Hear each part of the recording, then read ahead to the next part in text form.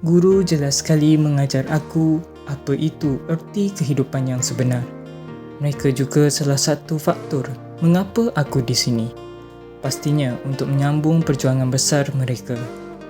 Guru sering dilabel sebagai seorang insan yang cukup senang ditambah dengan kerja yang mudah, pulang awal dan cuti yang banyak. Di sebalik perkataan guru itu, mengandungi 1001 makna yang tersirat dan hanya mampu ditafsir oleh mereka sahaja. Guru, merekalah ibu dan merekalah bapa yang mendorong kita untuk berjaya. Guru sering menjadi bahan kecaman dan gurauan.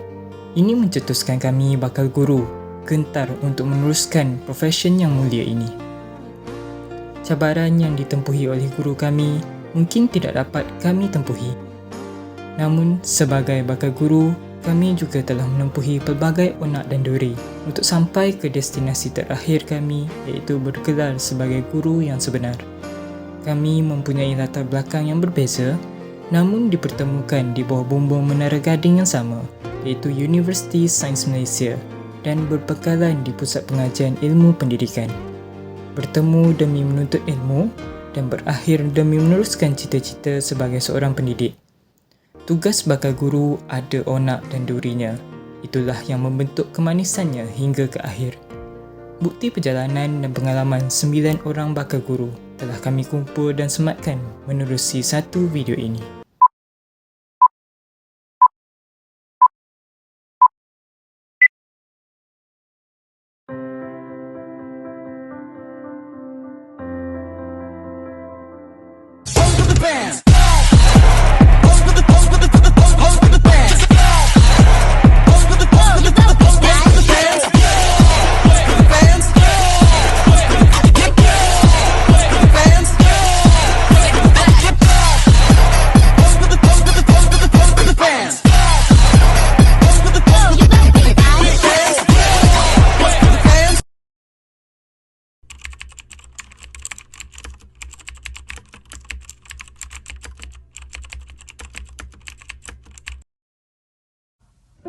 Sunday mornings were your favorite. I used to meet you down on Woods Creek Road. You did your hair up like you were famous, even though it's only church where we were going. Now, Sunday mornings I just sleep in. It's like I buried my faith with you. I'm screaming at the God I don't know if I believe in, 'cause I don't know what else I can do. I'm still holding on to everything that's dead and gone. I don't wanna say goodbye, 'cause this one means forever. Now you're in the stars and 6 feet's never felt so far. Here I am alone between the heavens and the embers. Oh, it hurts so hard. For a million different reasons, you took the best of my heart and left the rest in pieces. Digging through your old birthday letters, a crumpled 20 still in the box. I don't think that I could ever find a way to spend it, even if it's the last 20. Pengalaman pertama adalah menerusi ROTS atau namanya Rancangan Orientasi Kendiri Komuniti Sekolah, yang merupakan pendedahan awal kepada bakal guru pelatih PPIP USM untuk memahami pengurusan dan persekitaran sekolah serta tugas seorang guru di sekolah. ROTS ini dilaksanakan selama 1 bulan sahaja, dan dalam 1 bulan tersebut, pelbagai pengalaman yang kami dapat. Sebelum terbit mentari, kami telah bangun bersiap sedia untuk mulakan langkah kanan dalam alam perguruan di tahap guru pelatih. Seronok juga bila dipanggil oleh murid-murid, cikgu. Begini rupanya bila menjadi seorang guru. Panggilan itu membakar semangat kami untuk terus berusaha menjadi seorang guru. Setiap daripada kami telah diberikan seorang guru pembimbing yang hebat untuk mencorak langkah kami sepanjang berada di sekolah bagi melancarkan proses ROTS dengan jayanya. Tugas kami cukup jelas. Kami perlu mengawasi kelas semasa ketiadaan guru, membantu guru untuk menyemak tugasan-tugasan pelajar, membimbing murid-murid di dalam kelas atau bengkel akademik. Ada kalanya cabaran dengan murid juga mampu mencalarkan jiwa kami. Namun sebagai seorang bakal guru, kami perlu sedar bahawa murid-murid ini merupakan anugerah yang terindah kepada kami kerana kami wajar untuk mendidik mereka dari segi jasmani, emosi, rohani dan intelek agar mereka menjadi seorang manusia yang amat berguna kepada semua pada masa yang akan datang. Tidak lupa juga, kami turut menjayakan satu projek komuniti bagi membentuk persekitaran sekolah ke arah yang lebih harmoni dan kondusif. Pelbagai projek yang dijalankan seperti kem berkaitan akademik dan jati diri, program motivasi, mural dan sebagainya. Pengalaman ini menjadi batu loncatan kepada kami untuk sabar dan terus berbakti kepada sekolah tanpa mengira penat dan lelah. Bakal pendidik bukan sahaja mampu memberi didikan kepada anak bangsa, namun bijak dalam membantu untuk berkhidmat kepada sekolah serta seluruh warganya. ROTS merupakan satu jalan kepada kami untuk mengasah jiwa pendidik dalam diri kami untuk terus berkembang sebelum menjejak kaki ke arah tahap yang lebih tinggi seperti latihan mengajar dan apabila menjadi seorang guru kelak. Segala pengalaman manis dan pahit di alam ROTS akan kami bukukan dalam jiwa dan raga sehingga mampu menguatkan lagi semangat kami untuk terus berjuang dalam profesyen perguruan ini. Pada peringkat permulaan pendaftaran KOKE, kami mendaftar secara atas talian melalui sistem e-learning yang telah disediakan. Sebelum itu, kami telah didedahkan secara awal dengan pelbagai unit KOKE yang ditawarkan oleh USM, antaranya Palapis, Suksis, St. John dan BBSM. Setiap bakal guru wajib memilih salah satu daripada unit uniform tersebut yang telah ditawarkan bagi memenuhi keperluan unit graduasi apabila tamat pengajian di USM. Selepas mendaftar unit KOKE tersebut, data akan direkodkan di dalam setiap sistem pelajar, iaitu kampus online. Tawaran KOKE ini mempunyai syarat yang tersendiri. Umumnya, syarat bagi penglibatan KOKE adalah selama 3 tahun. Walau bagaimanapun, ada antara kami yang perlu melanjutkan tempoh tersebut sehingga 4 tahun disebabkan oleh COVID-19 dan pertukaran minat masing-masing. Sepanjang pelibatan tempoh tersebut, kami telah didedahkan dan diberi ilmu pengetahuan yang baru mengikut kursus unit tersebut. Antaranya pertolongan kecemasan, kawat kaki, latihan menembak dan sebagainya. Terdapat juga cabaran dalam menjalankan aktiviti tersebut terutama semasa tahun 1 akibat COVID-19 yang melanda seluruh negara. Kami perlu membuat segala aktiviti yang telah ditetapkan oleh pihak KOKE setiap semester secara atas talian seperti membuat rakaman video kawat kaki, duti pejabat, kuliah petang, kuis dan perkhidmatan online. Walau bagaimanapun, kami tidak dapat melupakan pengalaman dan pengajaran tersebut yang sudah semestinya berguna untuk kami gunakan pada masa yang akan datang. Dalam aspek etika dan peraturan yang ditetapkan oleh setiap unit uniform, kami perlu mematuhi peraturan tersebut dari semasa ke semasa. Setiap unit ditetapkan waktu KOKE setiap minggu pada petang Isnin dan Khamis. Pada waktu ini, kami perlu menghadiri sesi latihan amali dan latihan kawat kaki. Pada setiap hari Rabu pula, kami diwajibkan memakai uniform yang telah ditetapkan oleh setiap unit dan perlu lapor kepada pihak KOKE untuk etika pemakaian dan kekemasan diri. Di samping itu, terdapat pelbagai jenis aktiviti yang telah kami lakukan sepanjang menyertai badan beruniform. Sebagai contohnya, Palapis melaksanakan latihan lebih lasak yang menguji fizikal dan mental. Latihan Suksis pula lebih berfokus kepada latihan kawat kaki. Manakala St. John dan BBSM terlibat dengan pelbagai latihan seperti latihan amali, mengadakan projek khidmat komuniti dan latihan kawat kaki.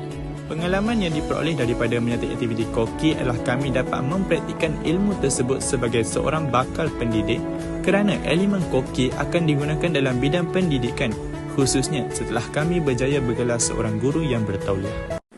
Di Universiti Sains Malaysia, bukan sahaja aku diajar menjadi bakal seorang guru, tetapi aku didedahkan kepakaran yang bukan dari bidangku aku sangka salah bidang pengajian, tetapi hakikatnya hal itu telah mematangkan fikiranku bahawa banyak perkara aku pelajari. Di lokasi kajian lapangan, kami bukan sahaja berseronok semata-mata tetapi turut menerokai tempat menarik bersama kawan untuk mengenali realiti kehidupan sebenar. Hal ini kerana setiap kajian yang dijalankan, aku telah melihat pelbagai tempat bersejarah dan memasuki gua demi mendapatkan data kajian, melihat haiwan eksotik, merasai makanan tradisional dan bertemu orang kenamaan. Semua ilmu itu yang mengajarku bahawa kita memerlukan proses untuk menjadi seorang yang hebat dan berjaya mahupun bakal seorang guru. Semasa menyiapkan kajian akhir ini, kami belajar menjadi seorang pengkaji. Pendedahan ilmu baharu bersuka duka menempuhi alam universiti demi mendapatkan segulung ijazah pendidikan. Kata Mutiara, perjalanan hidupku ingin menjadi seorang guru ibarat musafir yang bersinggah dari bergelar pelajar sekolah mahasiswa universiti serbaguna. Kelas secara atas talian merupakan satu pengalaman yang sangat mencabar bagi kami, terutama apabila mendapat tugasan yang memerlukan perisian membuat video. Mereka bentuk kelas, membuat kuis dan sebagainya. Pada awalnya, kami mengalami kesukaran dalam menyiapkan tugasan tersebut kerana tidak dapat maklumat yang jelas mengenai cara menyelesaikan tugasan seperti membuat video. Melalui kelas secara atas talian bersama pensyarah dapat mendedahkan kami ilmu baharu mengenai perisian yang boleh digunakan seperti CapCut, Filmora, KineMaster dan sebagainya. Selain itu juga, kami diberi peluang untuk meneroka pelbagai aplikasi dan perisian bagi menyiapkan tugasan yang diberikan. Di samping itu, kami juga dapat mempelajari aplikasi baharu untuk berkomunikasi dengan pensyarah dan rakan-rakan seperti Google Meet, Webex yang menjadi platform untuk kami mengikut kelas secara atas talian. Kami juga dapat melakukan kelas perbincangan berkumpulan tanpa perlu berjumpa secara bersemuka. Setiap orang dapat menghadiri kelas perbincangan tersebut dengan hanya menggunakan aplikasi yang telah kami sediakan. Perbincangan yang dilakukan agak mencabar seperti kelajuan internet yang rendah. Walau bagaimanapun, aplikasi ini penting untuk menyampaikan idea apabila berada dalam jarak yang jauh. Hal ini sememangnya memberi pengalaman dan ilmu yang baharu kepada kami sebagai seorang bakal pendidik untuk memanfaatkan teknologi untuk digunakan pada masa hadapan. Tambahan pula, terdapat juga platform yang membolehkan editor atau pengajar untuk memaknai bahan bacaan atau pelajaran bagi kegunaan orang lain, khususnya pelajar seperti e-learning, Google Classroom, Padlet dan sebagainya yang membenarkan semua orang mengaksesnya sebagai sumber rujukan. Dalam masa yang sama, lawatan ke sekolah turut menjadi pengalaman yang berharga untuk menyediakan kami sebagai bakal guru.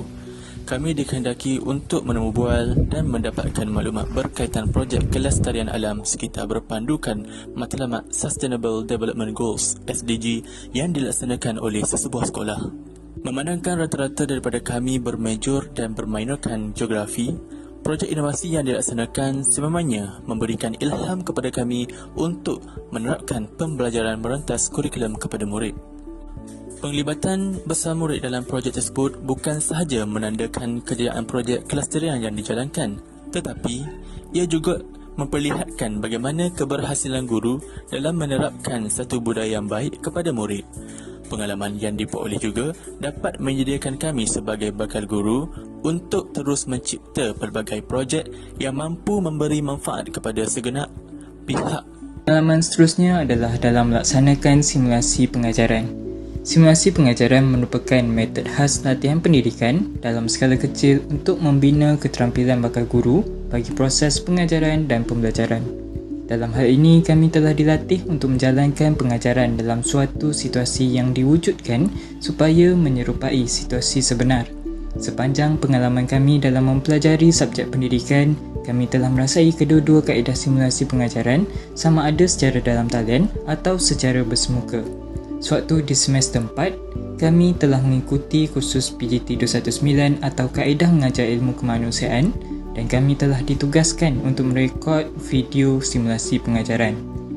Pada waktu ini, ada yang perlu merekod video simulasi di rumah masing-masing, memandangkan kami masih belum menjejakkan kaki ke USM meskipun sudah hampir 2 tahun bergelar mahasiswa di sini. Simulasi pengajaran ini sangat penting untuk menyediakan kami untuk mengurus bilik darjah dengan berkesan. Pelbagai kemahiran pengajaran yang perlu diketengahkan seperti kemahiran demonstrasi, kemahiran menerang, kemahiran menyoal dan sebagainya, serta ditambah dengan bantuan alat teknologi seperti komputer riba, projektor, slide serta alat bantu mengajar seperti kertas mahjong, pen, buku dan lain-lain. Pengalaman ini menjadi titik permulaan untuk kami berjinak-jinak dalam bidang perguruan dan memupuk kreativiti yang tinggi dalam membina ABM yang menarik perhatian murid. Sewaktu di semester 5 dan 6, kami juga didedahkan dengan kaedah mengajar mengikut meja masing-masing supaya kami dapat menguasai silibus di sekolah dengan lebih mendalam. Pada waktu ini juga kami berhadapan dengan cabaran yang lebih tinggi apabila kami perlu melakukan simulasi pengajaran tersebut secara bersemuka di hadapan pensyarah dan rakan-rakan tutorial. Ada yang gemuruh, ada yang bersemangat. Itulah kami bakal guru yang sedang berperang dengan diri sendiri untuk menjadi yang terbaik dalam kalangan yang terbaik. Namun demikian, cabaran ini hanyalah kecil jika dibandingkan dengan situasi sebenar yang jauh lebih mencabar.